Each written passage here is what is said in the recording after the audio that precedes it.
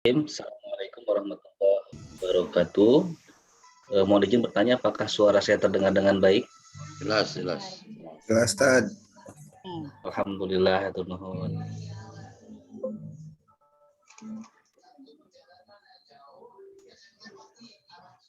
Yang Farid.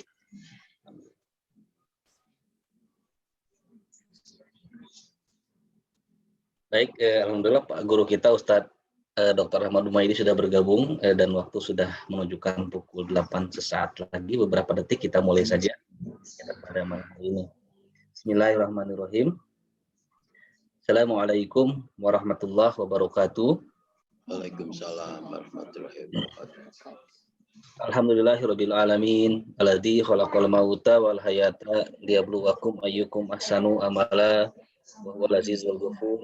Asyhadu an la ilaha illallah wa asyhadu anna Muhammadar Rasulullah. Allahumma sholli ala sayyidina Muhammad wa ala ali sayyidina Muhammad.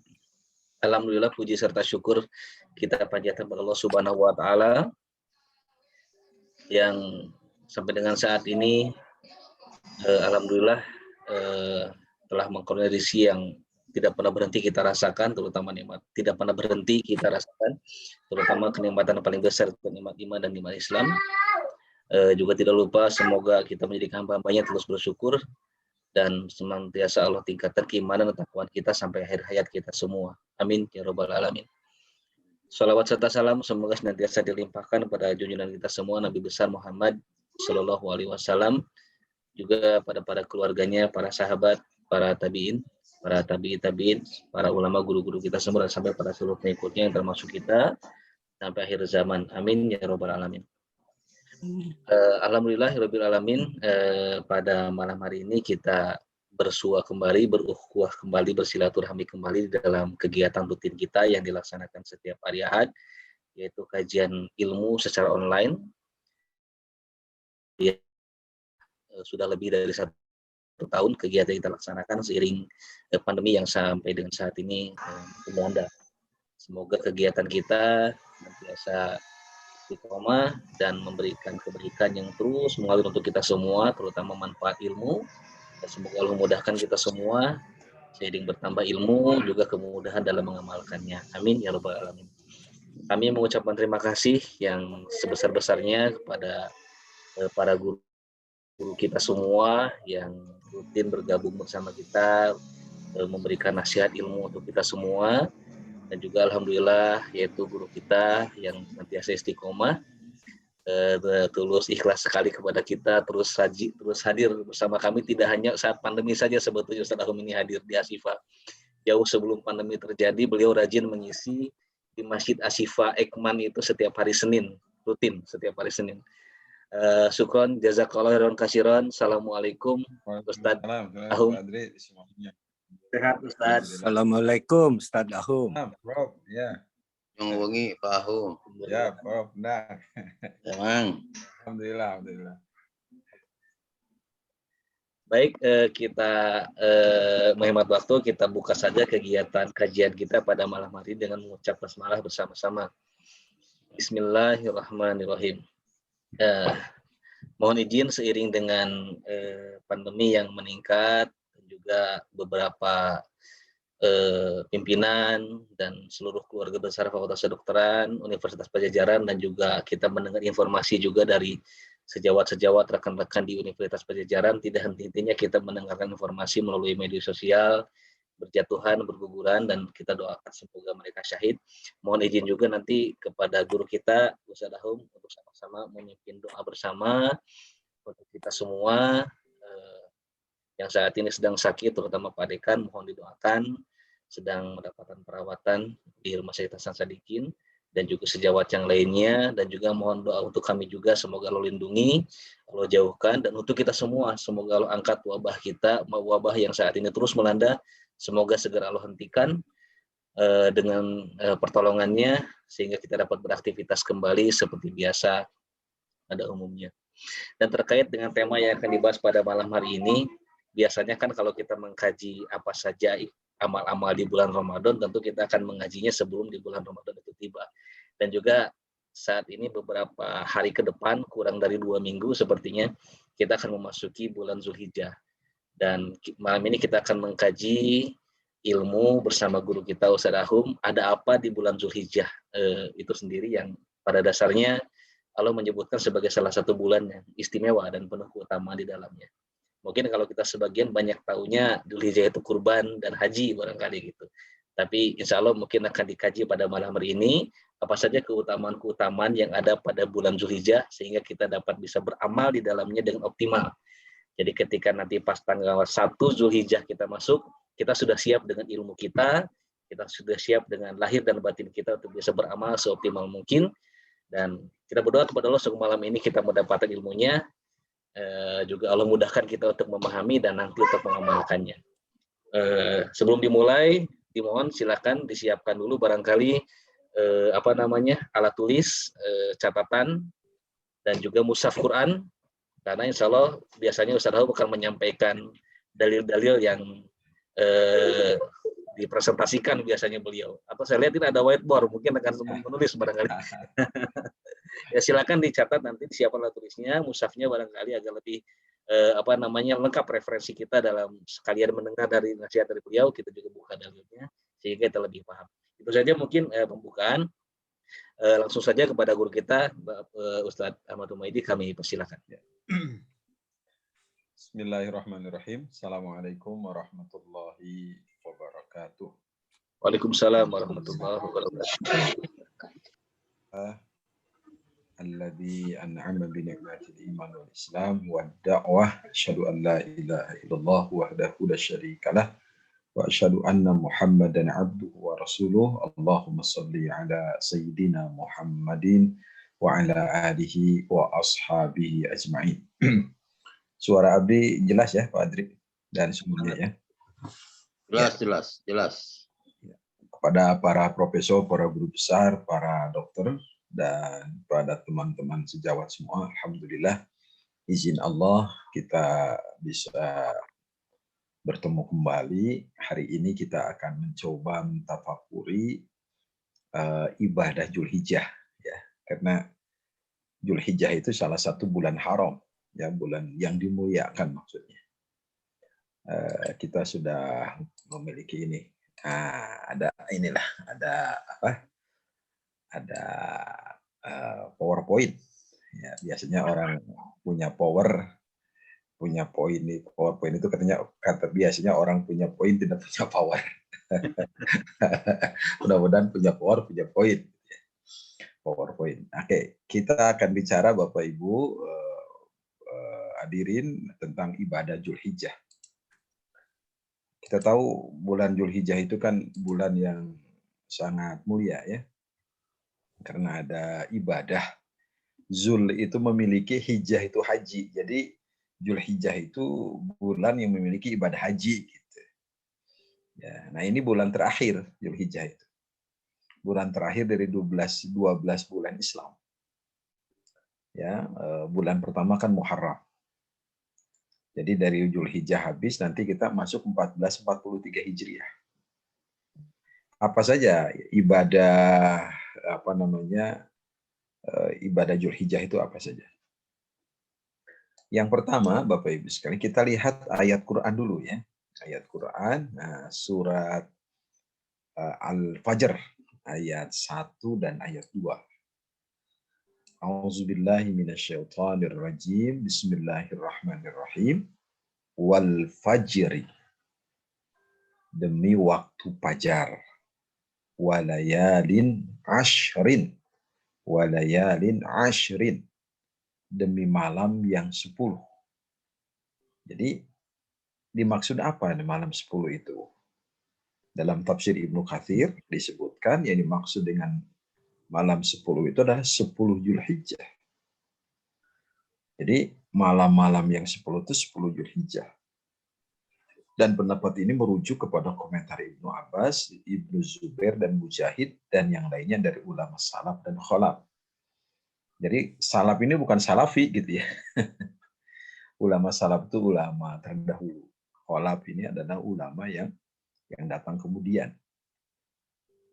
Nah, dalam komentar Ibnu Abbas, Ibnu Zubair, Mujahid, nah ini salah satu murid Ibnu Abbas yang Mujahid ini, Ya, bahwa yang dimaksud dengan dan malam yang 10 itu adalah malam-malam 10 Zulhijjah.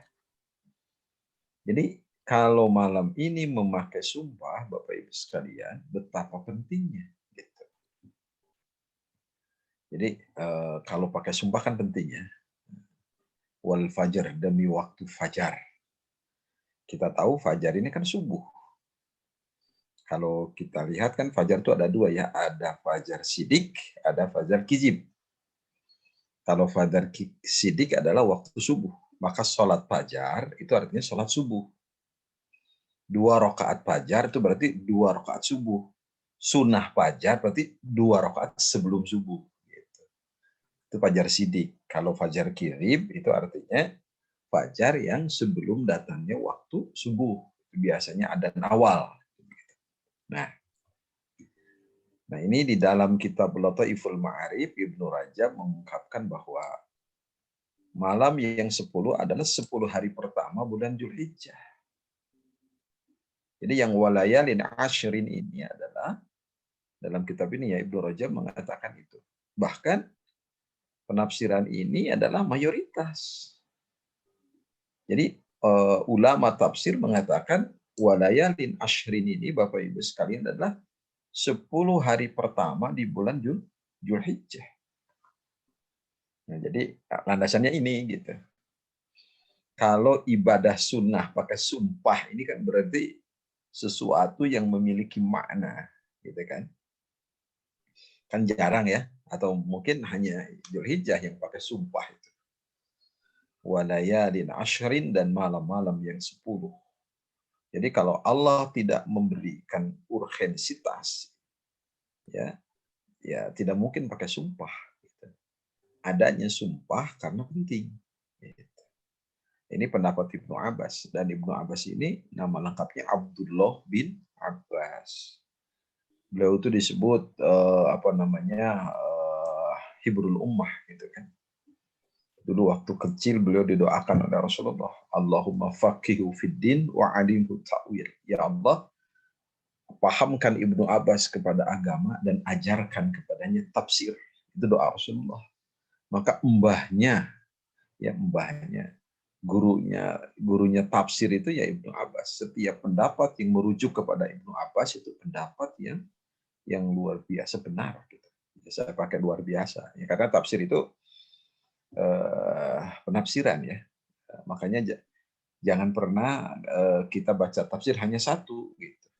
Karena Al-Quran itu bukan kebenaran tunggal. Maksud saya penafsirannya. Kalau Al-Quran itu kebenaran tunggal. Tapi penafsiran terhadap teks itu multi interpretasi. Model kita lihat Hamka gitu ya, yang tafsir di Indonesia, tafsir Hamka itu adalah tafsir, kalau saya klasifikasikan itu tafsir akhlak, akidah. Kalau tafsir Pak Quraisy yang Al-Misbah itu ya tafsir bahasa itu sebenarnya. Pendekatan bahasa sangat tinggi sekali. Nah ini Bapak Ibu sekalian. Jadi walayalin ashrin ini adalah malam-malam yang 10, yaitu 10 hari pertama di bulan Zulhijjah. Ini mayoritas ulama, bukan mayoritas ya, mayoritas. Nah, oke. Nah, kemudian kita lihat hadis. Nah ini Pak Adri, hadisnya. Rasulullah SAW, alhamdulillah saya ada waktu menerjemahkan. An Abdurrahman ibn Abi Bakrah an abihi an Nabi sallallahu alaihi wasallam. Ini hadis Bukhari ya. Syahrani, 2 bulan. Ya, syahrani. Bukan syahrini, bukan. Syahrani. Kalau syahrini udah menikah, Fadri. Ya. Syahrani, 2 bulan. Jadi pas syahrani itu 2 bulan artinya. La yang kusani. 2 bulan yang tidak berkurang. Apanya? Pahalanya. Syahrani, 2 bulan yang la yanqusani. Tidak berkurang pahalanya apa? Syahra Id. Yaitu 2 bulan Id. 2 bulan yang ada idnya. Gitu. Apa itu? Ramadhanu, yaitu bulan Ramadan, wa Dzulhijjah dan Dzulhijjah. Bayangkan ini, Rasulullah sampai mengatakan 2 bulan yang tidak pernah berkurang pahalanya, yaitu Ramadan dan Zulhijjah.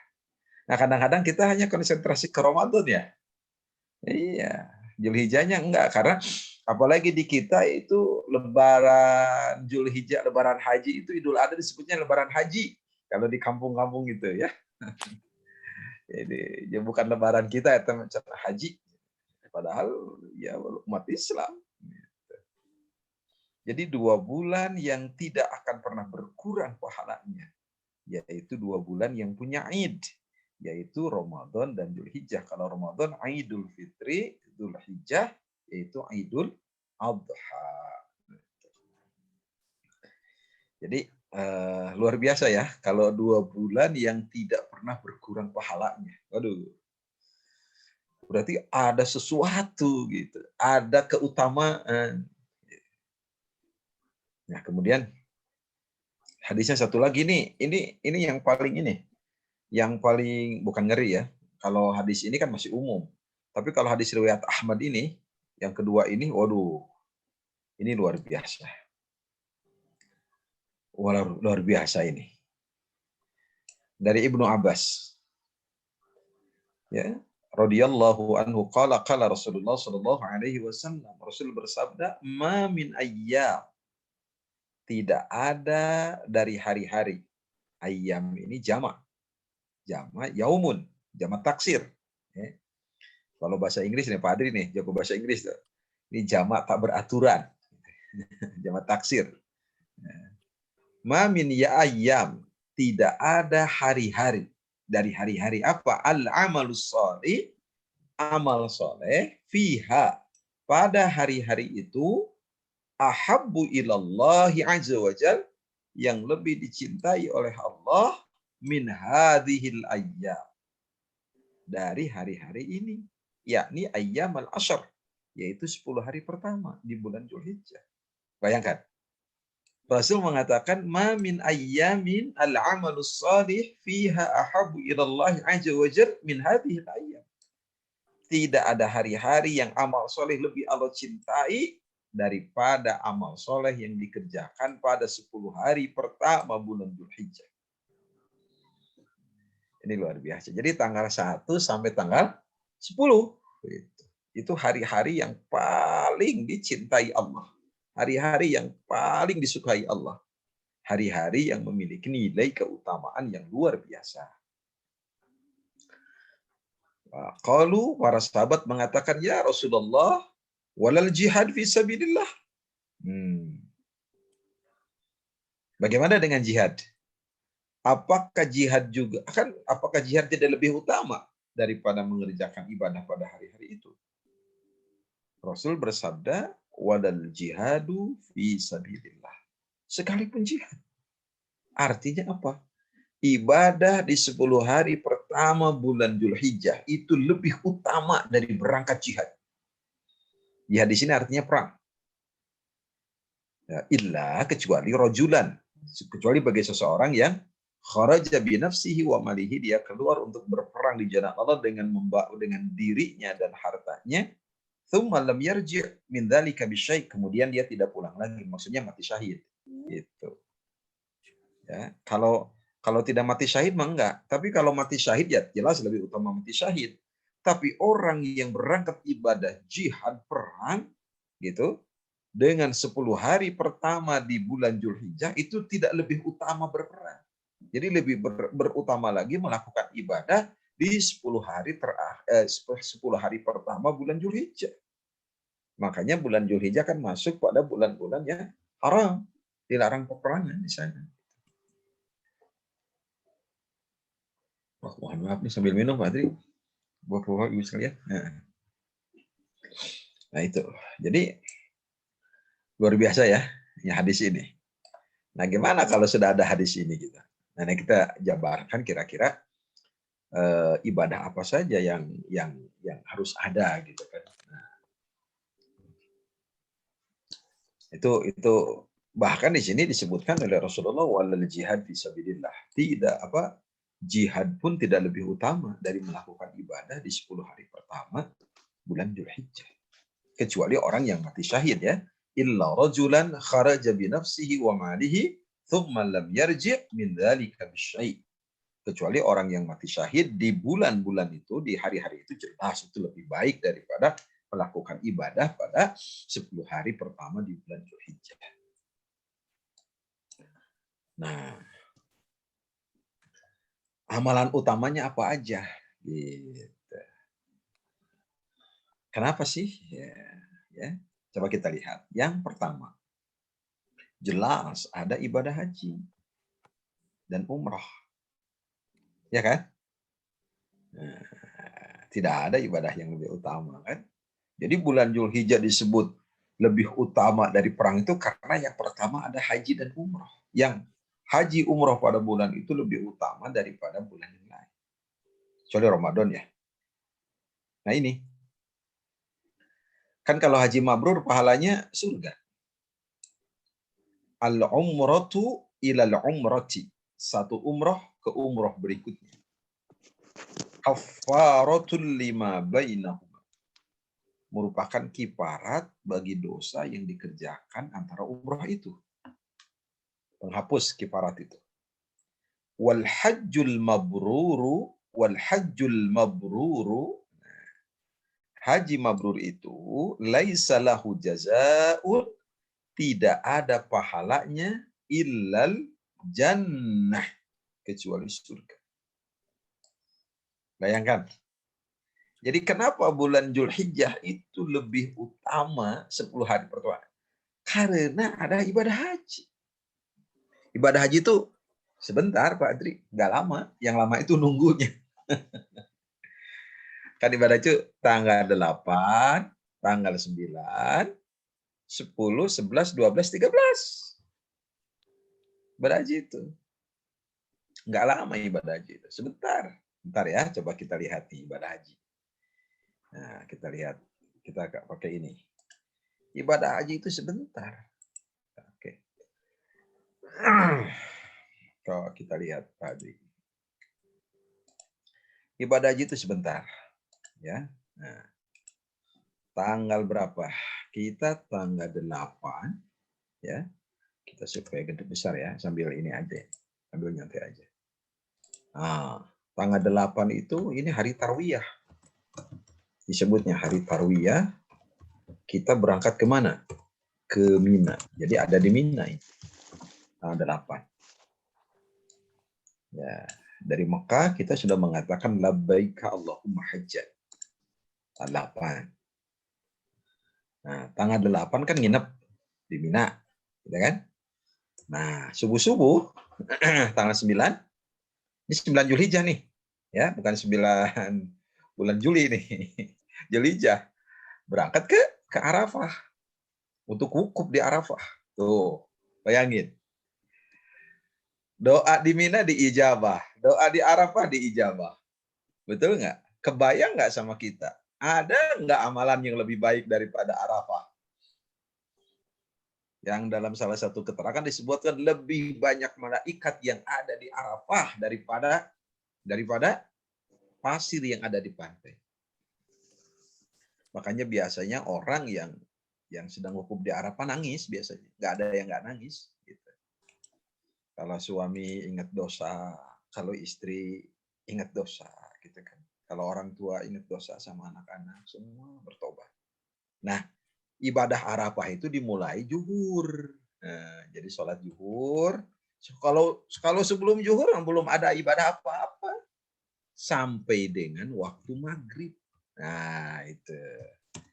Nah, biasanya makanya sebagai strategi, sekarang udah nggak ada strateginya ya. Sebelum maghrib itu jamaah, sekarang kan dijemput ya, pakai tarududiah gitu.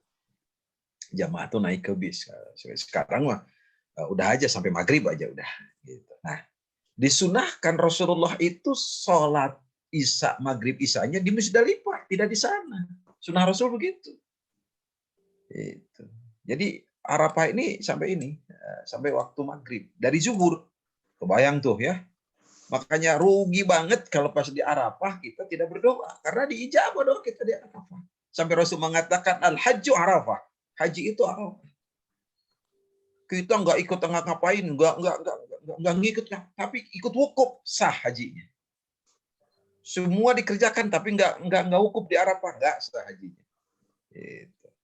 Jadi Arafah ini, wukuf di Arafah ini itu penentu ibadah haji. Makanya jangan aneh Bapak Ibu sekalian, sampai ada orang yang stroke pun gitu, kalau orang sakit ICU pun dibawa ke Arafah untuk diwukufkan sebentar. Gitu.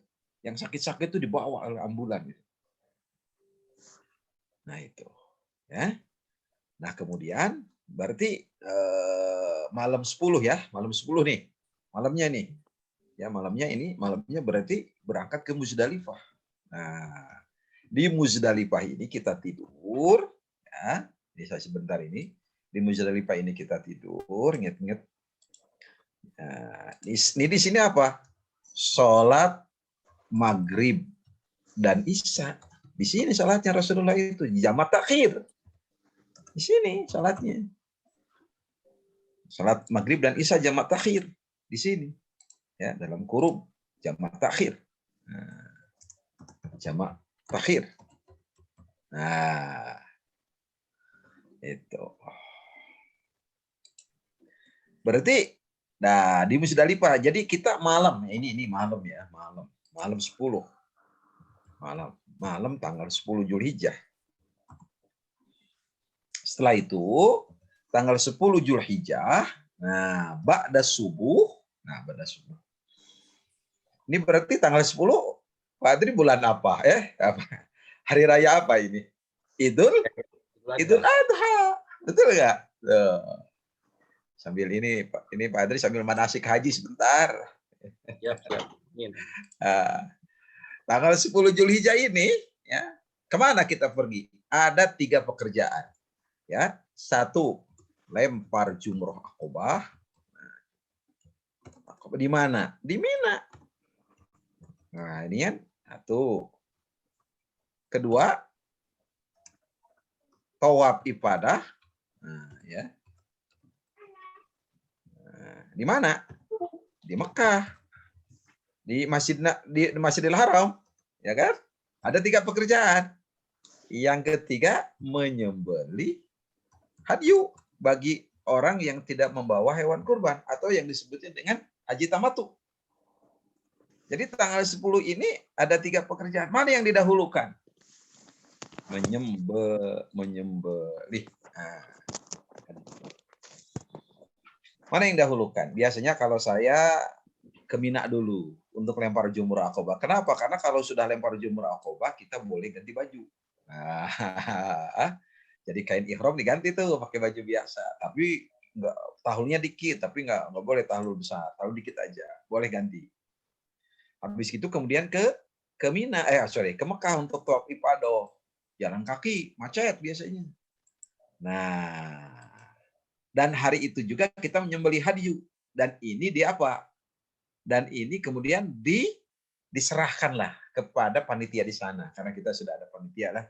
Dipercayakan ya, untuk menyembelih tanggal 10. Jadi ada 3 pekerjaan.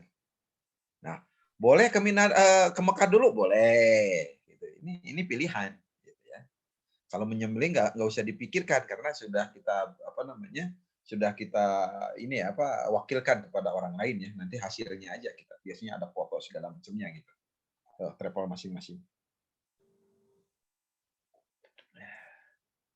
Nah, disunnahkan oleh Rasulullah SAW setelah kita lempar jumroh tawaf ifadah di Mekah itu.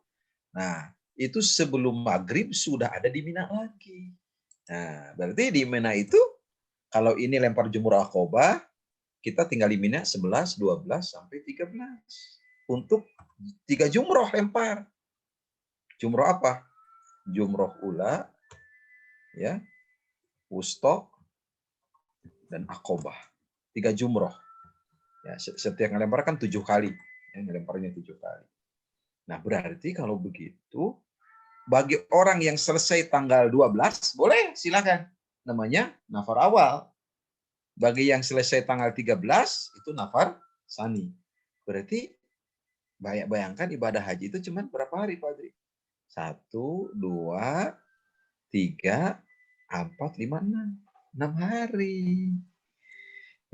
Setelah itu bebas sudah. Yang lama nunggunya. Nah, Bapak Ibu sekalian, betapa mulianya tanggal 10 itu. Makanya Rasul mengatakan, tidak ada perbuatan amal soleh yang paling dicintai oleh Allah selain 10 hari pertama di Zulhijjah. Ada apa? Ada ibadah haji.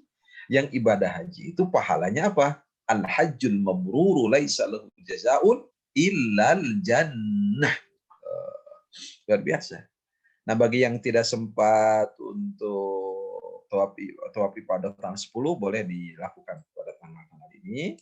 Bagi yang tidak bisa menyembelih pun tanggal 10 boleh kita ini hari tasyrik menyembelih gitu. Ya. Nah, itu yang pertama. Itu ya, betapa ibadah yang dilakukan oleh kita pada 10 hari pertama bulan Dzulhijjah itu memiliki nilai yang sangat tinggi itu dikarenakan ada ibadah haji, ada ibadah umrah saat itu. Ini Bapak Ibu sekalian ya. Makanya mudah-mudahan saudara-saudara kita yang bisa ibadah haji pada tahun ini ya, karena 60.000 khusus orang Indonesia yang ada di sana.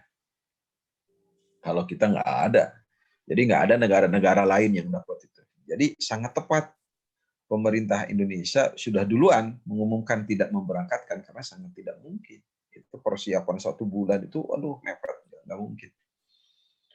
Untuk ini aja ya pegawai istilahnya pegawai musiman itu ya, ada 3 kan, ada dari Indonesia, kemudian ada dari mahasiswa di sana dan ada orang mukim. Itu 3 bulan sebelum haji sudah ada di sana. Pegawai temus itu ya, tenaga musiman itu dari Kemenag. Waduh, makanya saya sangat hormat kepada Kemenag yang lebih cepat tidak memberangkatkan, gitu ya. Kenapa? Karena persiapannya luar biasa. Nah, sekarang 60.000 seluruh dunia dan itu khusus untuk orang yang ada di Saudi. Itu bukan orang-orang yang ada di luar negeri, nggak ada negara lain. Itu Bapak Ibu sekalian, itu yang pertama ya. Nah, kita kembali ke sini. Jadi kenapa disebut banyak pahalanya itu? Ya karena ada haji dan umrah. Yang kedua, ada saum. Nah ini nih yang ada saum. Saum apa? Saum Arafah ya. Nah, coba kita lihat. Yang kedua ada saum. Coba kita lihat hadisnya, ada dari Abi Daud, dari Hunaidah bin Khalid, dari sebagian istri, anba di azwajin Nabi. Qalat, kana Rasulullah sallallahu alaihi wasallam yasumu, beliau saum tis'adil hijjah, 9 Zulhijjah. Ini 9 Zulhijjah tanggal 9 hari. Nah, itu yang melahirkan perselisihan Bapak Ibu. Rasulullah saum pada 9 Zulhijjah. Ya. Wa yauma Asyura, saum Asyura, wa thalathata ayyam min kulli syahrin. Dan 3 hari pada setiap bulan. Awwal asnaini minasyahr, pertama Senin ya. Wal Khamis, dan ada hari Kamis. Jadi Senin Kamis maksudnya. Jadi Rasulullah itu saumnya itu 9 Zulhijjah, saum Asyura 3 hari setiap bulan, dan Senin Kamis. Ini yang saya digarisbawahi, saum 9 Zulhijjah. Ada perselisihan, tis'anya ini 9 hari atau pada tanggal 9. Oke. Nah, jangan kaget. Catatan. Di antara sahabat yang mempraktekkan puasa selama 9 hari di awal Zulhijjah itu adalah Ibnu Umar. Makanya jangan aneh kalau ada orang yang tanggal 1 udah puasa. Dan sahabat yang pertama kali melakukan itu siapa? Ibnu Umar. Yang lain ulama, Hasan al-Basri, Ibnu Sirin, dan Qatadah juga menyebutkan keutamaan berpuasa pada hari-hari tersebut. Inilah yang menjadi pendapat mayoritas ulama. Demikian dalam kitab Lataiful Ma'arif ya, Ibnu Hanbal ini. Nah, begitu Bapak Ibu sekalian. Jadi kalau kita lihat di sini, jadi jangan kaget kalau ada orang yang tanggal 1 udah puasa. Itu mengikuti Ibnu Umar. Saya nggak bisa menyalahkan Ibnu Umar. Kenapa? Karena saking banyak fadilahnya 10 hari. Aku mah pengen kayak Rasul aja, udah tanggal 9 Dzulhijjah. Gitu. Satu, ya. Kedua, hadisnya. Nah, ini Aisyah. Kata Aisyah, "Ma ra'aitu, aku tidak pernah melihat Rasulullah sha'iman fil asyriqat." Nah, aku tidak pernah melihat Rasulullah berpuasa pada 10 hari di bulan Dzulhijjah sama sekali. Jadi benar ya, hadis tadi itu 9 Dzulhijjah. Bukan 10 hari, bukan 9 hari. Gitu. Kata Siti Aisyah, aku nggak pernah lihat Rasulullah puasa di 10 hari bulan Dzulhijjah. Katanya. Ya nggak mungkin ya, karena tanggal 10-nya kan haram puasa. Hadis yang ketiga. Nah, ada 4 hal yang tidak pernah ditinggalkan oleh Rasulullah. Apa itu? Saum Asyura dan 10. Nah, ini 10 itu apa maksudnya itu? Saum 3 hari setiap bulan dan 2 rakaat sebelum subuh. Ini nggak pernah ditinggalkan oleh Rasulullah. Itu Bapak Ibu sekalian ya. Nanti kita lihat. Nah, ini catatan satu. Ibnu Hajar berpendapat bahwa Rasulullah SAW meninggalkan puasa itu ketika ya saat itu ya beliau suka melakukan karena khawatir nanti dianggap wajib oleh umatnya. Itu komentar Ibnu Hajar ya. Yang kedua, Imam Ahmad menjelaskan bahwa yang dimaksud dalam riwayat Aisyah, Nabi tidak pernah saum penuh selama 10 hari Dzulhijjah.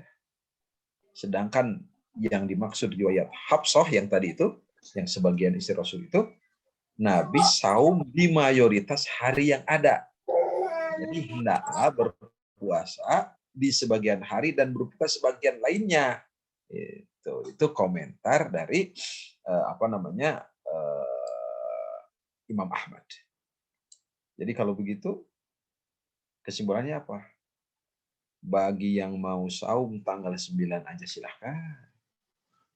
Aku mau saum tanggal 1, itu berarti mengikuti pendapat Abdullah bin Umar, Ibnu Umar. Gitu. Jangan aku mau Senin Kemis aja. Aku mau Daud pada bulan itu kan ada itu. 10 hari pertama itu Daud aja. Itu luar biasa. Ya. Ada yang saum semua 9 hari. Itu berarti pendapatnya Abdullah bin Umar. Ya, Abdullah bin Umar itu ibadahnya seperti Rasulullah, paling mirip gitu ya. Nah itu Bapak Ibu sekalian, ya mudah-mudahan. Yang penting kita bisa ibadah ya. Kalau majelis Asyifama sudah pada inilah, sudah khatam saat ini, sudah khatam. Nanti kita dialog. Ya, oke. Nah itu. Nah kemudian ini juga ada hadis dari Abi Qatadah bahwa Rasulullah ya bersabda 3 hari setiap bulan Ramadan ke Ramadan maka ini adalah saum setahun penuh. Saum hari Arafah, ya aku mengharapkan penghapusan dosa setahun sebelumnya, setahun sesudahnya, 9 Dzulhijjah. Dan Asyura, aku mengharap kepada Allah menghapus dosa setahun sebelumnya. Jadi kalau kita tidak mau saum 1 ya tanggal 9, tanggal 9-nya mestilah gitu. Karena apa? Itu penghapusan dosa setahun sebelum dan setahun sesudahnya. Tanggal 9 Dzulhijjah. Jadi sehari sebelum wukuf. Itu begitu. Saya kira ini tidak usah diperdebatkan ya, karena kita sudah biasa saum soalnya. Kita debat ya kita insyaallah nanti. Kalau bagi yang mampu gitu ya, silahkan tanggal 1. Can aku mah takut salah mau tanggal 9 aja, silahkan. Gitu, tanggal 9. Tapi tanggal 10 nggak boleh saung, haram. Ya, karena itu bulan hari Idul Adha, diharamkan. 11, 12, 13 itu ayam tasyrik, nggak boleh itu, haram juga puasa. Nah, itu Bapak Ibu sekalian. Jadi yang pertama haji umroh, yang kedua puasa, saum. Ya, itu. Apalagi? Yang ketiga berzikir dan berdoa. Waduh. Kenapa? Ini perintah Rasulullah. Banyak-banyak berdoa, banyak-banyak berzikir. Ya. Rasulullah mengatakan, "Ma min ayyamin a'zamu indallah." Tidak ada hari yang lebih agung di sisi Allah, wala ahabu ilaihi, dan tidak ada yang lebih dicintai Allah, minal amal fihinna, dari amal-amal pada hari-hari itu, min hadhil ayyamil ashr, ya, dari hari-hari yang 10 hari ini di bulan Dzulhijjah. Kata Rasulullah, fa'akthiru fihinna, maka perbanyak oleh kalian pada 10 hari pertama bulan Juli itu apa? Minat tahlil. Perbanyak tahlil. Ya. Membaca la ilaha illallah. Wa takbir. Membaca takbir. Dan wa tahmid. Membaca tahmid. Perbanyak oleh kita ibadah di 10 hari pertama itu. Ya, makanya banyak la ilaha illallah. Allahu akbar. Alhamdulillah, subhanallah, walhamdulillah, wala ilaha illallah, wallahu akbar. Perbanyak itu. Kita berdoa buat negara bangsa kita yang masih terkena COVID ini ya. Kita berdoa atas izin Allah, kan COVID ini menyebar di seluruh pelosok negeri. Dan atas izin Allah COVID ini diangkat oleh Allah. Berhenti. Ya. Ini Bapak-bapak, Ibu-ibu, kita banyak-banyak berzikir dan berdoa pada bulan Dzulhijjah ini. Ini barangkali yang disebut kenapa bulan Dzulhijjah itu 10 hari pertama dicintai Allah. Ada ibadah haji, ada saum, dan ada banyak-banyak berzikir kepada Allah. Makanya ada ulama mengatakan orang yang berdosa di 10 hari pertama bulan Dzulhijjah itu dilipat gandakan juga itu. Itu ada yang sampai berpendapat seperti itu. Jadi kalau bapak-bapak gitu ya, mempersempit belanja istri di 10 hari pertama bulan Dzulhijjah, itu dosanya luar biasa itu. Aduh. Ibu-ibu juga sama ya. Pokoknya jangan berdosa lah. Jangan berdosa. Itu pendapat ulama ya, tapi ini pendapat harus diperhatikan oleh kita gitu ya. Di 10 hari pertama, pokoknya banyak amal soleh Bapak Ibu. Ya. Apalagi tengah COVID sekarang, kita banyak ya mendekatkan diri kepada Allah. Kadang-kadang kita lupa ya bahwa usaha itu kan ada dua, ada usaha ragawi, usaha jasmani, dan ada usaha ruhani. Nah, usaha ruhani ini jangan lupa, kita banyak berdoa, banyak berzikir.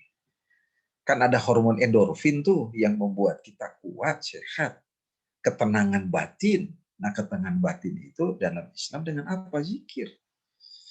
Zikir itu sholat, aqimis sholat tadi dzikir. Dirikan sholat untuk mengingatku. Maka orang yang sudah sholat tenang. Zikir kedua baca Quran. Afdalul dzikri hiya tilawatul Quran. Zikir yang paling afdal itu baca Quran. Maka orang yang baca Quran insya Allah dia akan imun tubuhnya kuat karena tenang hatinya. Keluar rumah baca doa. Dijamin oleh Rasulullah kan. Bismillahirrahmanirrahim. 'alallah wala haula wala quwata illa billah. Dijamin oleh Allah.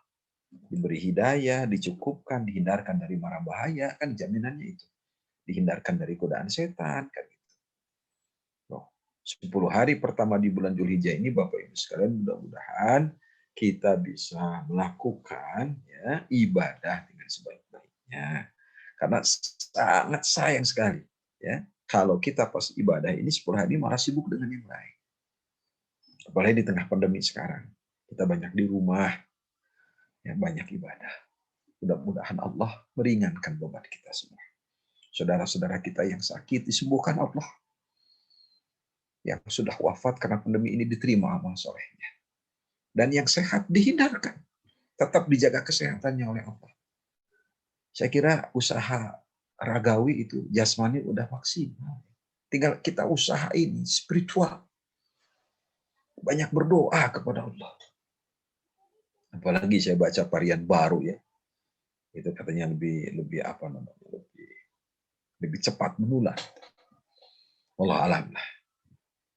Kita nggak tahu ya. Ini Bapak Ibu sekalian, berdoa kepada Allah, berzikir kepada Allah, memohon kepada Allah. Gunakan banyak-banyak kita membaca salawat kepada Rasulullah. Banyak-banyak kita mendekatkan diri kepada Allah di 10 hari pertama bulan Dzulhijjah. Sekarang tanggal berapa Pak Ti? Sekarang itu bulan Islam itu tanggal 16 Dzulqa'dah ya. Besok tanggal 17 Dzulqa'dah. Jadi ada kurang lebih 13 hari lagi. Kita persiapan ini. Tanggal 1 Dzulhijjah langsung ibadah. Bagi yang pendapatnya hanya satu saum 1 hari, tanggal 9 Dzulhijjah, ditambah saum Senin Kemis silahkan, ditambah saum Daud silahkan. Di 10 hari pertama itu, aku mau pendapatnya Ibnu Umar silahkan. Gitu. Gitu ya. Jadi kita banyak ibadah. Dan mudah-mudahan Allah mengabulkan permohonan kita semua. Saya kira kalau kita banyak berdoa, ya Allah mengijabah. Saya senang ya, tadi saya baca di Running Tech itu sehari sudah menembus 1 juta untuk itu ya, untuk divaksin. 1,3 juta itu. 1 hari. Itu kan luar biasa. Ya percepatan. Mudah-mudahan Allah segera mengangkat corona dari Indonesia dan seluruh dunia. Kita ingin lihat di Denmark itu apa kemarin tuh, lihat main bola, orang nggak pakai masker, iri sekali kita lihat itu. Aduh, nggak jaga jarak tuh, iri banget kita. Ya ini Bapak Ibu sekalian, zikir dan berdoa. Nah zikir yang paling afdol ya la ilaha illallah, kan itu afdol zikir, itu salah satunya. Tahlil, la ilaha illallah, la ilaha illallah. Berbanyak oleh kita. Istighfar. Nah itu. Kemudian yang selanjutnya Bapak Ibu, nah ini. Kurban. Kurban. Oh, ibadah kurban. Jadi, kenapa kurban? Coba kita lihat. Sampai Rasul mengatakan begini. Ma'amila adamiyun. Tidak ada amal anak Adam, atau tidaklah beramal anak Adam, min amalin, dari sebuah amal, yauman nahr. Pada hari nahr, hari menyembelih, ahabbu ilallah, yang lebih dicintai Allah, min ihraqid dam, daripada mengecorkan darah. Maksudnya di sini apa? Menyembelih hewan kurban. Jadi kata Rasulullah, sabda Rasulullah, tidak ada amal yang dikerjakan anak Adam yang paling dicintai Allah selain berkurban. Kenapa Bapak Ibu? Ini jaminan Rasulullah. Innahu la ya'ti yaumal qiyamati bikuruniha wa ash'ariha wa azlafiha.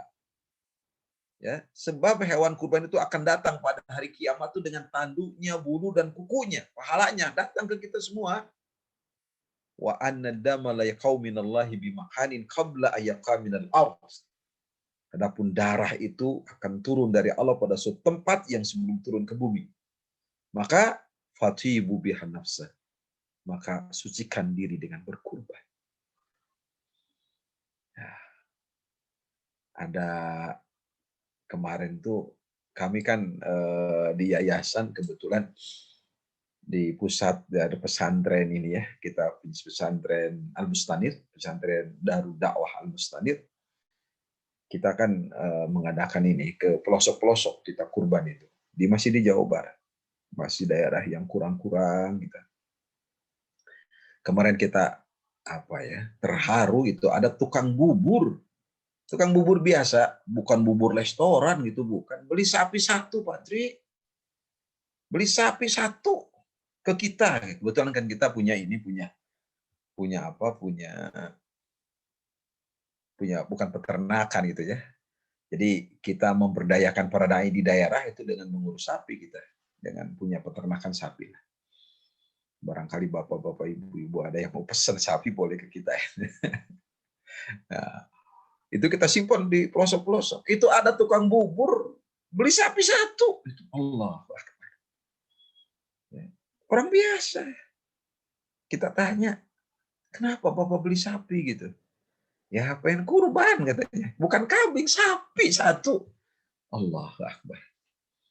Makanya kurban itu kan sebenarnya bukan karena alasan mampu sebenarnya. Mau tidak. Memiliki kemauan tidak. Sebenarnya gitu.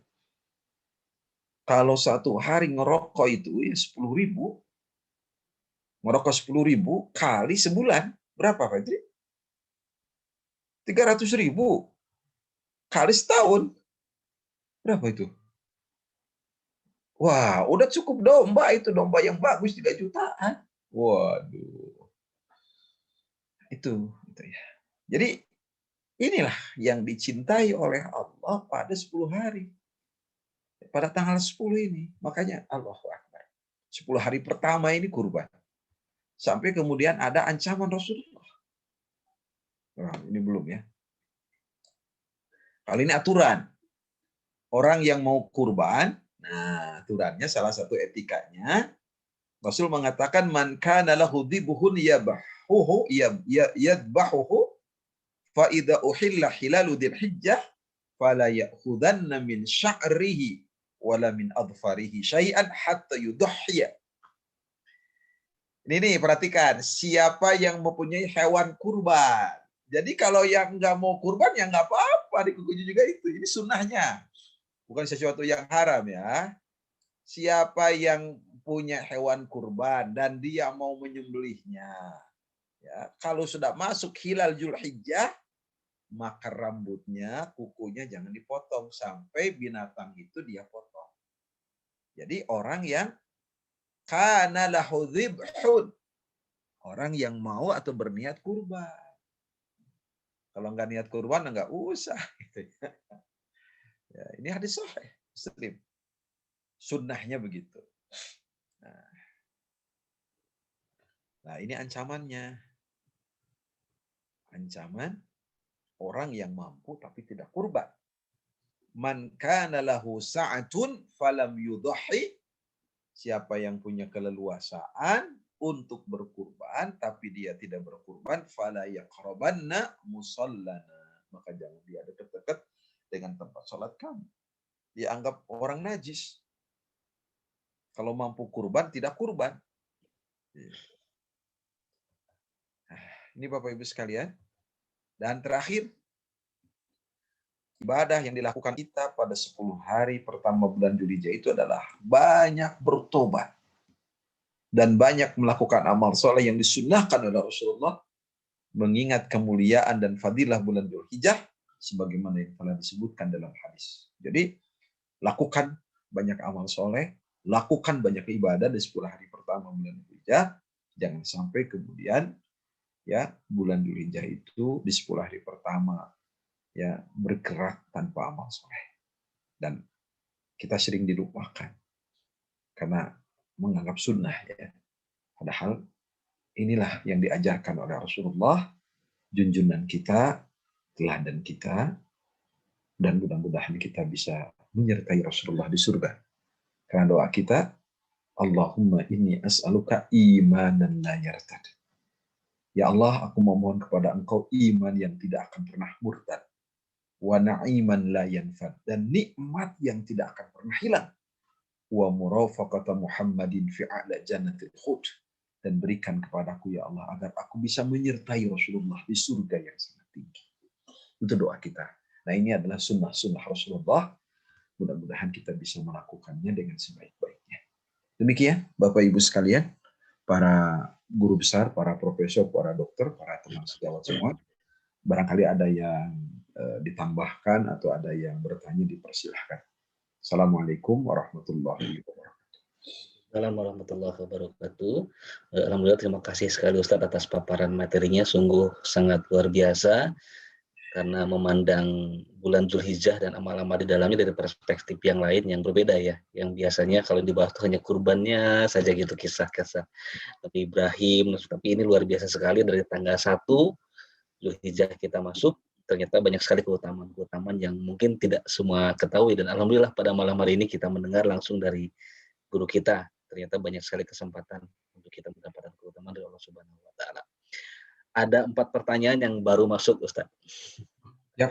Ya, yang pertama ini dari Dr. Lis Ramali. Assalamualaikum warahmatullahi wabarakatuh, Pak Ustaz. Waalaikumsalam. Yang dimaksud dengan puasa 3 hari yang tadi Ustaz sampaikan pada hadis yang berbarengan dengan ibadah yang lain tadi, Ustaz ya, disebutkan ada puasa 3 hari.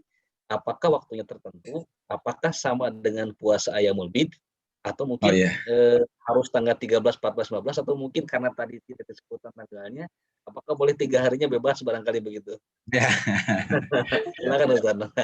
Oke ya. Yang dimaksud saum 3 hari itu, Bu Dokter, yaitu tanggal 13. Ya, saum 3 hari itu 13. Jadi kalau begitu ya tidak masuk di sini mah. Tidak masuk di 10 hari pertama. Ya kan ini 13, 14, 15. Kan setiap bulan Zulhijjah. Tanggal 13 kan haram puasa. Karena ini ayyamut tasyrik, tidak boleh puasa. Yang boleh 14, 15, dan ini sudah di luar. Kalau tadi hadisnya itu, Rasulullah tidak ya, ini saum-saum yang dikerjakan Rasul itu, salah satunya adalah saum 3 hari di setiap bulan. Gitu. Itu menjelaskan, Rasul menjelaskan di antara saum-saum yang dikerjakan oleh Rasulullah itu salah satunya adalah saum 9 Zulhijjah, saum Asyura 3 hari setiap bulan, ya kan, dan Senin Kemis. Itu yang dilakukan oleh Rasulullah. Itu maksudnya. Nah, sekarang kalau kita masuk di bulan Zulhijjah, berarti saum ini nggak masuk gitu ya. Ya kita mulainya tanggal 14 aja 2 hari. Nggak apa-apa, saum 2 hari nggak apa-apa, karena tanggal 13-nya kita diharamkan saum, nggak boleh. Karena kan ayyamut tasyrik. Makanya hari tasyrik itu hari makan minum, gitu ya. Nah, jadi saum 3 hari itu maksudnya adalah ayyamul bid. Itu yang dilakukan Rasul. Nah, kemarin kita baru beres nih, ya. Kan Kamis, Jumat, Sabtu, Ahad libur, besok Senin saum lagi. Waduh, luar biasa itu. Pahala saum ya. Gitu Bapak Ibu. Ya, saya kira sangat baik ya kalau kita saum ayyamul bid, hari-hari putih gitu. Ya tidak usah dikomentari kalau bagaimana manfaatnya dalam dunia medis ya saum itu ya. Ya, saya ketemu orang 30 tahun saum Daud, sehat luar, sekarang udah 80 tahun. Jadi beliau sejak tahun 50 tahun saum Daud. Sekarang udah 80. Jadi 30 tahun beliau saum Daud. Tidak pernah batal gitu. Maksudnya terus saja gitu. Itu luar biasa. Nah, jadi yang dimaksud saum 3 hari yang dilakukan Rasul itu setiap bulannya adalah 13, 14, 15 bulan Qamariyah. Demikian. Baik, terima kasih Ustaz. Ya. Pertanyaan selanjutnya dari Dr. Jenny Ratna. Pertamanya beliau untuk izin konfirmasi bahwa saum yang dilakukan Kanjeng Rasul itu 9 Zulhijjah seperti tadi Ustaz sampaikan. Ya, betul. Untuk hari-hari lainnya di 10 hari pertama adalah perbanyak zikir, tahlil dan tahmid serta ibadah lainnya. Begitu ya Ustaz, katanya begitu. Mungkin di sini ada tambah pertanyaan dari saya pernah mendengar hadis tentang puasa tarwiyah Ustaz yang tanggal 8. Oh. Apakah itu hadisnya kuat atau bagaimana Ustaz? Kalau sepengetahuan kita ya, jadi Rasulullah itu 9 Zulhijjah saum. Kalau kita mengkhususkan tanggal 8 dan 9 itu hari tarwiyah itu, ya sebenarnya hadisnya nggak sahih gitu ya, sepengetahuan kita ya. Tetapi kalau kita mau saum tanggal 1 sampai tanggal 9 karena memakai hadis umum, itu boleh. Tapi jangan menghususkan tanggal 8 saja. Tapi kalau mau menghususkan hanya tanggal 9. Seperti yang dilakukan oleh Rasulullah. Dan ini kan multi interpretasi gitu ya. Ya kalau pada musim sekarang, saya mau saum tanggal 9 aja, boleh. Tetapi orang yang saum tanggal 1 sampai tanggal 9, ini yang dilakukan oleh Ibnu Umar. Dan para ulama ya, ini Ibnu Umar tuh sahabat Rasulullah. Nah, kalau tanggal 8 dan tanggal 9, itu yang menghususkan 2 hari itu, sepengetahuan saya ini hadisnya dhaif. Gitu. Tapi kalau kita mau pakai keumuman hadis tadi yang betapa nilai utamanya, gitu.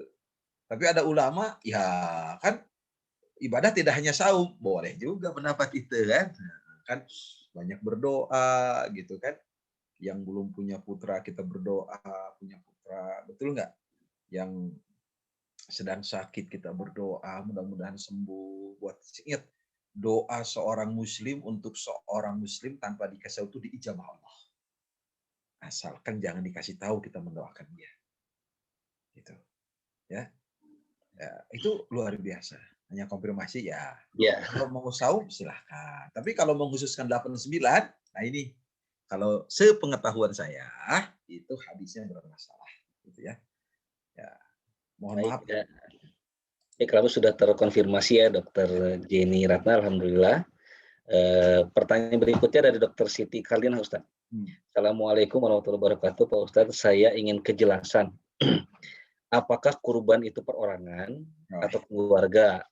Apakah ada ketentuan bagi yang berkurban dapat mengambil bagian dari hewan yang jadi kurbannya? Ini kalau boleh saya satukan dengan pertanyaan Dokter Lisa, Ustaz ya, karena nyambung ini. Beliau bertanya, bolehkah kita kurban di tempat yang jauh dari kita tanpa melihat binatangnya dan tidak ikut memakannya?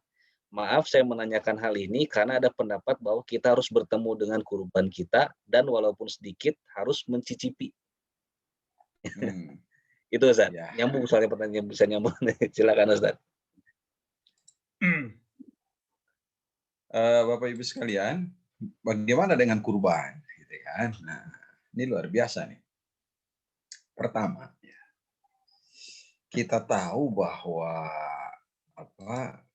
kurban itu kalau kita lihat di hadis-hadis Rasulullah itu adalah satu keluarga boleh satu kambing. Satu keluarga boleh satu kambing. Sebab di dalam hadis itu jelas kan. Jadi Rasulullah itu mengatakan ini adalah untukku dan untuk keluargaku, gitu kan? Kemudian dan ini untuk umatku yang tidak kurban. Jadi satu keluarga itu satu ekor. Itu hadisnya nih. Sekarang bagaimana kalau satu ekor untuk satu orang? Maknyus jawabannya itu. Sangat bagus. Kenapa? Karena di Indonesia kebutuhan daging sangat banyak. Dan saudara-saudara kita, itu ya, mohon maaf, banyak yang tidak kebagian daging gitu loh. Ya. Dan keduanya itu kalau satu keluarga satu ekor kambing itu nanti nggak laku, kasihan tukang ini, tukang kambing. Jadi dampak sosialnya ada gitu. Ya. Memang kalau kita lihat hadis Tirmizi ada ya, itu dari Ayub Al-Ansori. Kana rajulu yudhi bisyati an wa an ahli baitihi. Itu ada ya. Jadi biasanya seseorang itu kurban dengan seekor kambing untuk dirinya dan untuk keluarganya. Gitu. Fayakuluna wa yut'imun. Mereka memakan kurban itu dan mereka ya memberikan gitu. Nah, kata-kata fayakuluna wa yut'imun memang kurban itu harus di daerah kita sendiri gitu. Ya, nah makanya sekarang begini. Contoh. Untuk perluasan itu nggak masalah sekarang kita kurban di luar daerah gitu kan. Untuk membantu saudara kita nggak masalah gitu. Ya. Itu kalau saya dua lah gitu ya. 2 buat di tempat, 1 buat tempat, 1 lagi kita kirim ke luar daerah untuk orang-orang miskin. Itu saya kira lebih bagus begitu. Kata-kata fayakuluna wa yut'imun, mereka makan dan mereka memberi makan, ya. Mereka makan dagingku dan mereka memberikan pada yang lain. Nah, gimana kalau sekarang begini? Mereka makan terus kita drop ke sana. Susah. Susah. Kita pernah mencoba di drop. Daging ke Garut, sembilinya di Bandung. Ribet. Mending hidupnya kita, ya. Hidupnya kita bawa kambing itu. Nah, seperti itu. Jadi kalau saya sependapat dengan ulama, saya bukan sependapat, bukan. Saya mengikuti pendapat ulama yang membolehkan kita kurban di luar daerah kita. Bahkan bagusnya itu di tempat kita satu, kemudian kita ke daerah kita Uber satu, ya bukan Uber, kita kasih satu, itu lebih manfaat. Saya pernah ke satu daerah yang masih di Jawa Barat, malah di Kabupaten Bandung, itu satu kampung nggak ada yang kurban. Kenapa? Karena orang-orang nggak mampu gitu ya. Itu sampai sedih gitu. Begitu kita adain satu itu tanggal 10 tuh kita serahkan satu ekor kambing dari Bandung, kemudian disembelih. Itu sedihnya itu satu suk sate apa ya? Saya jadi sedih ceritanya. Jadi satu tusuk sate itu satu orang, sedih sekali gitu. Saya datangin lagi itu ke kampung itu. Kebetulan pas hari tasyrik, alhamdulillah masih bisa gitu. Jadi kalau melihat hadis riwayat Tirmizi, ya memang Abu Ayyub Al-Ansori yang menjelaskan begitu bahwa ya kanatid duhaya ala ahdi Rasulullah, ya kana rajulu yudhi bisyati anhu wa an ahli baitihi. Jadi seseorang itu di zaman Rasulullah itu kurban dengan satu ekor untuk dia dan untuk keluarganya. Gitu. Tapi kalau kita 2 ekor tambah bagus, gitu kan? Kalau ibadah sunat tambah banyak tambah bagus, betul kan? Nah, jadi hadis ini juga jangan dipakai gini. Cek nabi ge hiji. Justru tambah banyak tambah bagus. Kenapa kita tidak pakai hadis tambah banyak tambah bagus gitu? Wallahu a'lam bishawab. Mohon izin Ustaz, ini ada yang belum terulas sepertinya mengenai ketentuan bagi yang berkurban dapat mengambil bagian dari hewan yang jadi kurbannya. Dan juga ada sempat dari Dr. Lis sempat mendengar katanya kita harus melihat disembelihnya dan walaupun sedikit harus mencicipi. Kalau harus kan berarti wajib gitu ya. Bukan.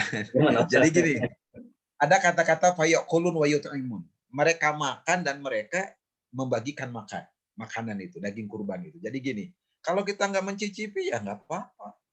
Dan kalau kita nggak mau ngambil nggak apa-apa. Sebab untuk hewan kurban itu tidak ada mustahiknya. Jadi orang kaya boleh dikasih, orang miskin boleh, bahkan orang yang non muslim juga boleh dikasih, nggak apa-apa.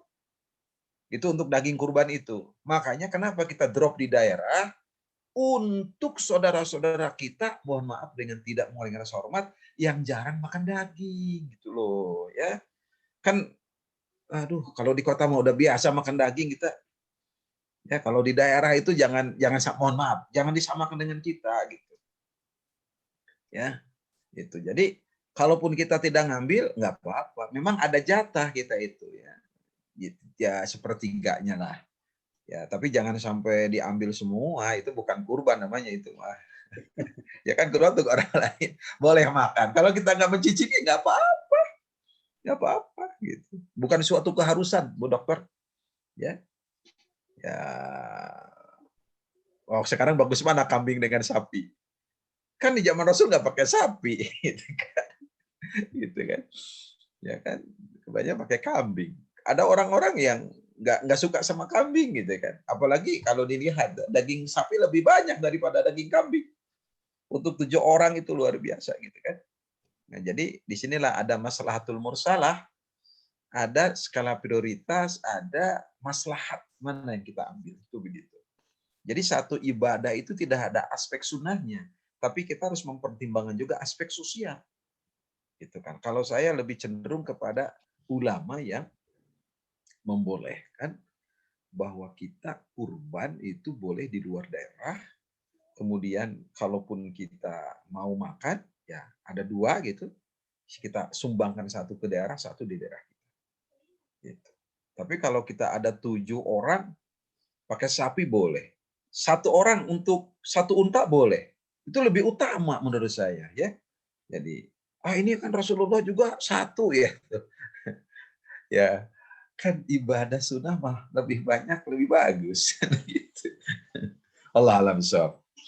Begitu Pak Adri. Baik, terima kasih. Jazakallah Ustaz. Pertanyaan selanjutnya ini seperti yang Ustadz sempat kutip tadi nih dari Dr. Heri Yuda, beliau menanyakan baik mana kurban itu domba atau patungan sapi 7 orang. Satu orang Yang sapi. pasti bagus Pak Dokter, semuanya bagus.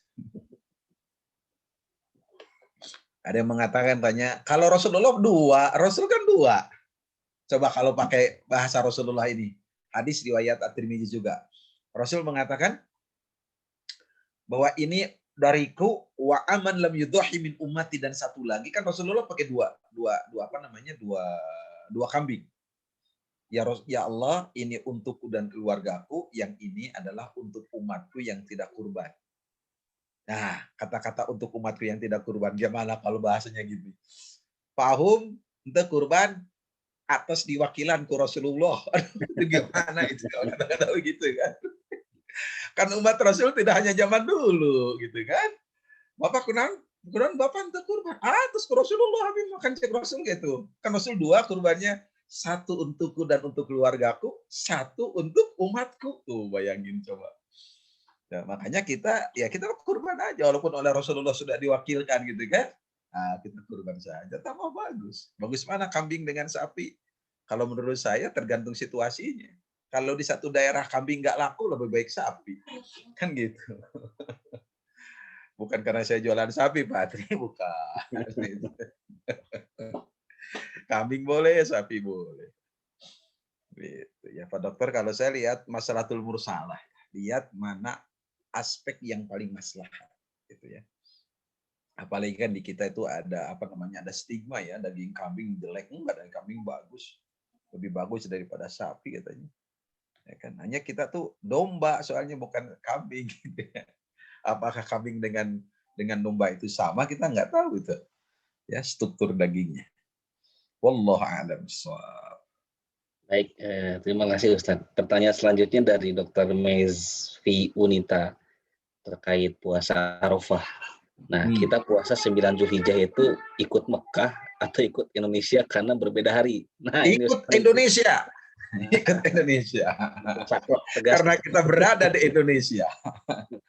Nggak ikut sana, kita ikut Indonesia. Kalau pemerintah kita menentukan 9 Zulhijjah itu umpamanya tanggal 10, ya 10 Juli umpamanya. Sedangkan Saudi 9 Juli tanggal 9, nggak masalah. Kita itu ikut Indonesia aja udah. Gitu. Karena kita kan saum Arafah gitu kan, tanggal 9-nya di kita tanggal segini gitu. Kalau saya ngikut Indonesia karena saya berada di Indonesia gitu. Dalam artian walaupun di Mekah sudah melaksanakan ibadah wukuf, kita tetap 9 Zulhijjahnya besoknya Ustaz ya gitu. Ya nggak apa-apa kalau menurut Nabi. Sebab di kita tanggal pemerintahnya itu gitu. Dan saya ini ada hal menarik ya. Ya saya sebenarnya nggak mau mengungkapkan, tapi ini harus diungkapkan. Waktu haji tahun berapa ya? Lupa lagi tuh. Kalau menurut kalender Mekah itu katakan kan kita persiapan haji itu kan memantau betul ya. Itu tanggal 8 hari Tarwiyah itu kan kita berangkat ke Mina. Kita harus sewa mobil karena kan kita tanazul disebutnya itu, memisahkan kelompok ya dari pemerintah, kemudian kita biaya sendiri kan itu ke sana ke Mina itu sewa mobil. Itu ada satu kesempatan, katakanlah tanggal 8 itu harusnya hari Kamis karena kita udah persiapan Kamis, ternyata disegerakan oleh pemerintah Saudi itu. Pernah gitu, aduh, saya bilang kan disegerakan gitu. Nah di sanalah makanya kita berpikir gitu untuk menentukan tanggal gitu kan, itu tergantung kekuatan pemerintah. Maka kalau pemerintah kita sudah mengatakan tanggal segitu ya sudah segitu gitu. Jadi kita kan sering banyak ini ya, kita tuh banyak ormas, organisasi masyarakat yang masing-masing ormas memiliki kekuatan Badan Hisab dan Ru'yat gitu ya. Kalau saya untuk pertanggalan saya mengikuti pemerintah. Ya, karena pemerintah kalau sudah mengatakan tanggal 9 Zulhijjah itu karena kita saum ya, itu hari Rabu ya, kita hari Rabu umpamanya seperti itu. Itu lebih selamat buat kita ya. Kalau saya di Indonesia, saya ngikuti pemerintah Indonesia. Baik, Demikian. jadi paparan tadi juga menjawab pertanyaan yang disampaikan oleh Dr. Heri Yuda ya terkait puasa Arafah ikut mana, sama pertanyaannya. Kemudian terima kasih Ustadz. Yang selanjutnya dari Dr. Ginanjar ini katanya pertanyaannya di luar topik nih. Bapak Dokter Ginanjar, dokter gigi bukan? Betul nih, Ustadz, kata Wisna, aman, Wasna. Iya, saudara dokter. Alhamdulillah, aduh. Lagi COVID ini udah bolong-bolong, tapi jangan di ini kan ditambah. Insya Allah. Dokter, sampaikan saja. Silakan Pak Dokter. Dokter Ginanjar langsung saja menyampaikan. Atau saya bacakan aja, silakan. Ya, dibacakan aja. Baik. Beliau bertanya, Ustadz, dulu jamaah yang menjalankan ibadah haji sering ditawari sertifikat untuk yang telah melaksanakan ibadah haji. Iya. Namanya menjadi Haji Muhammad ... Iya. Mohon penjelasan Ustadz, bagaimana? Ini zaman dulu ya, itu ada sertifikat haji. Itu tidak usah dibeli lah. Itu harganya tuh dulu 15 real, 20 real, 30 real gitu. Jadi kalau namanya kurang keren jadi ditambah Muhammad gitu. Jadi pulang itu sertifikat itu ya Pak Dokter ya. Jangan dibeli lah. Muhammad Ahmad Kumedi. Ya, jangan dibeli lah itu mah. Itu mah bukan dari pemerintah, bukan dari Saudi Arabia, bukan dari Rasulullah. Itu mah orang kreatif cari uang gitu. Ya itu nggak usah dibeli lah. Ya, itu orang kreatif cari uang. Jadi itu teh kayak sholat pakai sertifikat sholat kayak gitu. Ya. Itu memang zaman dulu itu ada ya. Bahkan sampai sekarang itu ada ya untuk orang-orang daerah ada. Bahkan kita ngeri ya untuk untuk cium hajar aswad aja itu ada jokinya itu sekarang itu jokinya itu. Jadi ada yang 50 real, ada yang 30 real. Aduh, padahal kalau pakai kita mah nggak usah gitulah, sehingga nyaman aja kita kalau pengen cium hajar aswad mah nggak usah pakai joki kayak gitu ya. Jadi sertifikat haji itu bukan dari Rasulullah, bukan dari para ulama Saudi, itu adalah orang yang kreatif cari uang. Itu luar biasa. Dan orang kita saja yang senang gitu kan, ada stempel Arab. Kan kita mah kalau ada Arab-Araban itu senang gitu kan. Model sajadah dari Arab, tanah padahal itu dari Cina, betul kan? Dari Turki. Itu kudung dari Arab, padahal itu dari Cina itu dibuatnya. Kopiah dari Bangladesh gitu kan. Nah, seperti itu. Gimana Pak Dokter? Sehat Pak Dokter ya? Alhamdulillah, sami-sami atur nuhun. Belum ditambah lagi nih. Diantos. Siap Pak Dokter.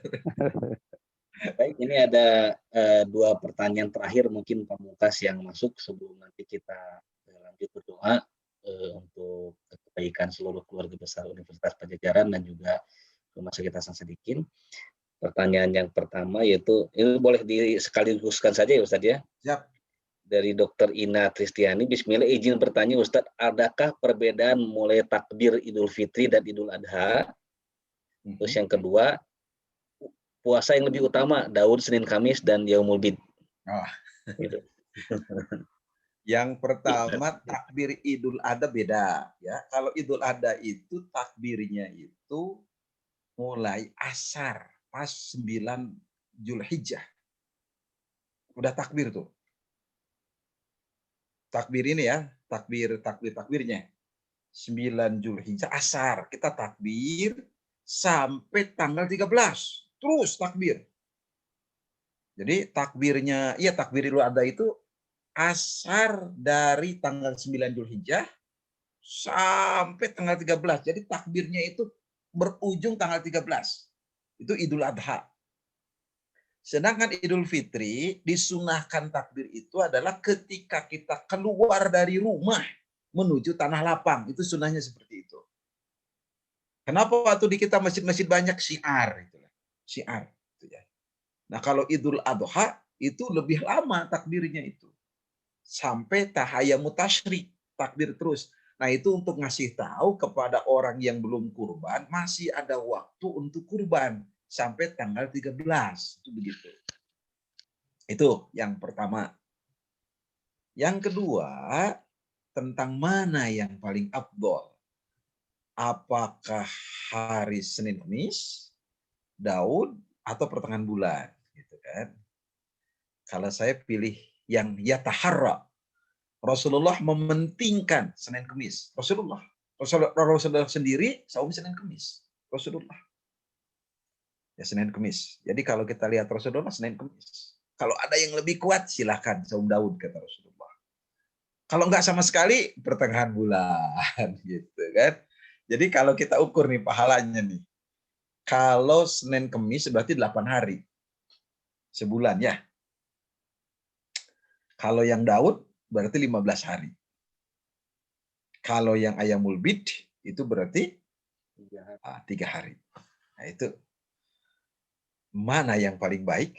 Yang banyak amal soleh. Tapi kalau kata-kata para sahabat Rasulullah ya taharra, saya pilih Senin Kamis. Gitu ya. Karena kan saumnya Rasulullah. Dan Rasulullah membolehkan orang yang pengen lebih dari itu. Nih ada saum Daud kata Rasulullah. Itu begitu. Bukan berarti saum ini Senin Kamis nggak baik gitu ya. Bagi orang yang apalagi ada program diet itu sangat bagus untuk saum Daud gitu ya. Tapi jangan niatkan saum untuk diet gitu. Ya saum karena saum itu ibadah. Kemudian kalau ada efek terhadap tubuh kita itu urusan dunia, nggak usah dipikirkan. Jangan sampai efek dunia itu jadi tujuan kita. Itu begitu. Kalau saya memandang hadis ini, ya tahara siyamal isnin wal khamis, Rasulullah mendahulukan atau mementingkan melakukan dengan tekun saum Senin Kamis. Itu yang dilakukan adalah Rasulullah. Demikian Pak Adri. Baik, syukron. Alhamdulillah. Terima kasih Ustadz. Ini sebetulnya ada satu lagi nih yang masuk Ustadz. Namun boleh dibacakan Ustadz ya. Ini yang terakhir barangkali. Dari Dr. Tina, Assalamualaikum Ustadz. Bagaimana hukumnya membadalkan haji yang sudah wafat? Aduh, oh iya oke. Ini teh Bu Dokter banyak perselisihan para ulama ya. Tapi pertama ada ulama yang tidak membolehkan. Kenapa? Karena memakai ayat Quran. Walaisali insan ila masa'a. Bahwa ibadah seseorang hanya untuk seseorang. Jadi tidak bisa ibadah seseorang digantikan seseorang. Jadi toh hanya memakai ayat Quran. Ulama yang membolehkan ada dua. Ada yang membolehkan secara bebas, ada membolehkan bersyarat. Kalau saya lebih cenderung kepada pendapat ulama yang membolehkan secara bersyarat. Kenapa? Karena hadis sahih Bukhari. Boleh membadalkan haji dengan syarat. Satu, ada wasiat dari orang tua. Jadi orang tuanya mewasiatkan. Tolong nanti kalau papa, kalau mama meninggal dunia, tolong hajikan mama. Nah, satu, ada wasiat. Yang kedua, dan orang yang melakukannya itu sudah ibadah haji. Jadi kalau belum ibadah haji nggak boleh. Dan yang ketiga harus oleh anak. Tidak bisa oleh orang lain. Yang keempat, satu orang membadalkan hanya untuk satu orang. Jadi tidak bisa membadalkan untuk 5 orang gitu. Dan saya lihat prakteknya sekarang itu, pembimbing haji itu kadang-kadang membadalkan 5 orang. Satu orang minta bayaran 1.000 real. Jadi 1.000 kali 5, 5.000 real itu.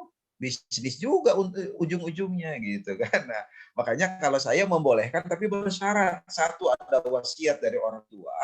Karena ini hadis Bukhari ya. Yang kedua, yang melakukannya anaknya sendiri. Yang ketiga, si anaknya sudah haji. Yang keempat, itu dilakukan hanya untuk satu orang. Jadi tidak bisa dilakukan untuk 2 atau 3 orang. Itu begitu. Kalau saya lebih cenderung ke pendapat ulama yang membolehkan. Karena khusus untuk haji itu seperti itu. Dan seperti ibadah saum. Ibadah saum itu kalau kita punya hutang saum, kan wali kita yang mensaumkan. Hadis sahih Muslim. Man mata walaisiamun soma'anhu waliyuhu. Siapa yang orang meninggal punya hutang saum, maka walinya yang mensaumkan. Jadi katakan Saya meninggal, itu umpamanya. Terus saya punya qadha yang belum dibayar, itu katakan saum Ramadan, maka wali saya harus mensaumkan saya. Itu hadis Muslim sahih. Seperti itu. Wallahu a'lam bishawab. Baik, alhamdulillah, syukuran jazakallah khairan katsiran Ustaz. Alhamdulillah materi telah disampaikan dan seluruh pertanyaan alhamdulillah sudah terjawab. Selanjutnya Ustaz, sebelum ditutup, mohon perkenannya untuk sama-sama memimpin doa bersama untuk kesehatan, kesembuhan, keselamatan seluruh keluarga besar Universitas Pajajaran, dan juga saat ini terutama Bapak Dekan FK 4 Dr. Yudi Mulyan Hidayat saat ini sedang dirawat di Rumah Sakit Hasan Sadikin. Mohon didoakan, dan juga untuk semuanya kita yang ada di sini, keluarga kita, dan juga seluruh staf di Universitas Pajajaran, dan umumnya untuk negara kita dan juga di dunia ini, semoga pandemi agar segera diakhiri dan segera Allah menurunkan pertolongannya. Mohon perkenan Ustaz. Bapak-bapak, ibu-ibu, para guru besar, para teman sejawat semua, mari sama-sama kita berdoa kepada Allah. Mudah-mudahan Allah menjawab doa kita. Bismillahirrahmanirrahim. Alhamdulillahirabbil alamin.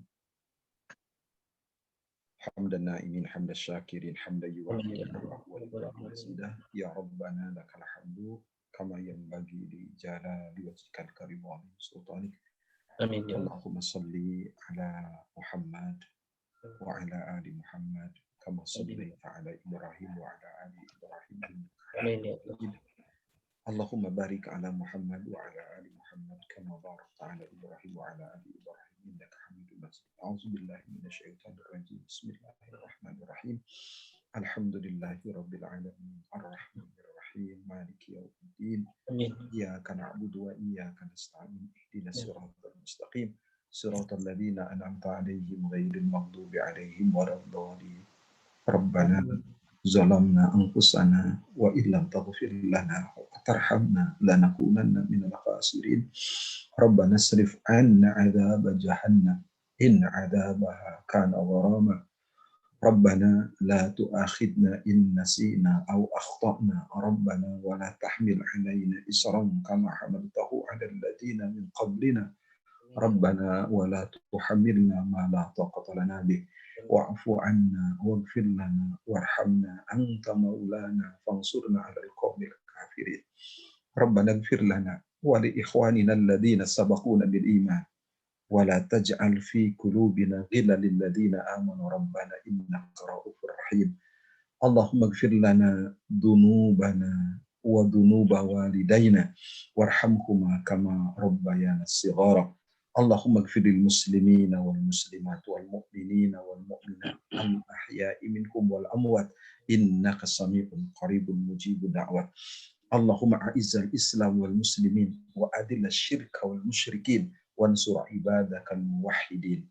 Allahumma adfa' 'annal ghala wal waba wal riba waz zina waz zalazil والمحن وسوء الفتن ما ظهر منها وما بطن عن بلدنا هذا إندونيسيا خاصة وعن سائر بلاد المسلمين عامة يا رب العالمين. اللهم أحسن عاقبتنا في الأمور كلها وأجرنا من خزي الدنيا وعذاب الآخرة. اللهم إنا نسألك عيشة نقية وميتة سوية ومرضا غير مخزن ولا فاضح. Allahumma la tuhlikna faja'atan wa la ta'khudna baghtatan wa la tu'tilna an haqqin wa la wasiyatin. Allahumma inna nas'aluka al-afaf wal ghina wat tuqa wal huda wa hasana aqibatil akhirah wad dunya wa na'udzu bika minasy syakki wasyiqaq war riya'i was sum'ah fi dini ya muqallibal qulub la tuzigh qulubana ba'da idh hadaitana wa hab lana min ladunka rahmatan innaka antal wahhab. Allahumma la tada' lana dhanban illa ghafartah wa la hamman illa farajtah wa la daynan illa qadaitah wa la hajatan min hawaiji dunya wal akhirah illa qadaitaha bi rahmatika ya arhamar rahimin. Allahumma inna na'udzubika minal baras wal junun wal juzam wa min sayil asqam. Ya Allah, yang Maha Kasih, yang Maha Sayang, atas izin-Mu, atas kehendak-Mu, pandemi ini terjadi di seluruh dunia, ya Allah. Atas izin-Mu, atas kehendak-Mu, pandemi ini berhenti. Engkau yang Maha Kuasa, ya Allah. Di antara sahabat-sahabat kami yang sudah meninggal dunia, ya Rabb, karena pandemi ini, terima amal solehnya. Terima amal solehnya, ya Allah. Dan keluarga yang ditinggalkan diberikan keikhlasan, kesabaran, dan ketabahan. Allahumma gfir lahu warhamhu wa'afu anhu wa'qim nuzulahu wa wasi madkhalahu. Sahabat-sahabat kami yang sakit, ya Allah, khusus Bapak Dekan, Bapak Dr. Yudi, sembuhkan, ya Allah. Dan sahabat-sahabat kami semua sembuhkan, ya Allah, karena Engkau yang Maha menyembuhkan. Allahumma rabban nasi mudhibal ba'si ishfi anta syafi la syafiya illa anta shifaan la yughadiru saqaman. Rabbana atina fid dunya hasanah wa fil akhirati hasanah wa qina adzabannar. Subhana rabbika rabbil izzati amma yasifun wassalamun alal mursalin walhamdulillahi rabbil alamin. Assalamualaikum warahmatullahi wabarakatuh. Waalaikumsalam warahmatullahi wabarakatuh. Jazakallah Ustadz atas pemaparan materi dan juga doa yang telah dipanjatkan. Insya Allah Allah mendengar doa kita semua. 140 jamaah yang hadir pada malam hari ini turut berdoa untuk kita semua. Semoga Allah Subhanahu wa Ta'ala segera menurunkan pertolongannya, cinta kasihnya kepada kita semua, sehingga pandemi ini diangkat dan Allah mudahkan urusan-urusan kita semua seiring pandemi ini segera berlalu. Amin ya rabbal alamin. Alhamdulillah, terima kasih sekali lagi kami sampaikan kepada guru kita Bapak Ustadz Dr. Ahmad Humaydi atas kajiannya pada malam hari ini. Juga terima kasih kepada para jamaah sekalian yang istiqomah turut serta hadir terus istiqomah di kajian online Masjid Asy-Syifa setiap hari Ahad ini. Semoga malam ini menjadi amalan-amalan ibadah yang diridhoi Allah Subhanahu wa Ta'ala, dan Allah berikan kefahaman, Allah berikan kita faham atas apa yang telah disampaikan, dan Allah berikan kemudahan untuk kita untuk dapat mengamalkannya, terkhusus ibadah-ibadah nanti di bulan Zulhijjah yang 13 hari lagi kita akan menjalaninya, dan kita bisa optimalkan bulan Zulhijjah ini menjadi bulan Zulhijjah yang terbaik dibanding bulan Zulhijjah yang sebelumnya. Baik, terima kasih. Mohon maaf atas segala kekurangannya. Insya Allah kita bertemu kembali dalam kajian online pada hari Ahad yang akan datang. Terima kasih. Jazakumullah khairan katsiran. Turnuhun Ustaz. Turnuhun kesadayana. Asyhadu an la ilaha illallah wa atubu ilaik. Alhamdulillahirabbil alamin. Bila taufiq wal hidayah. Wassalamualaikum warahmatullahi wabarakatuh. Waalaikumsalam warahmatullahi wabarakatuh. Para guru besar, para dokter, abdi ti payun. Nuhun, Ustaz nuhun. Ustaz. Izin live. Nuhun. Assalamualaikum. Waalaikumsalam. Pak Ustaz. Allah khair. Assalamualaikum Pak Ustaz. Assalamualaikum warahmatullahi wabarakatuh.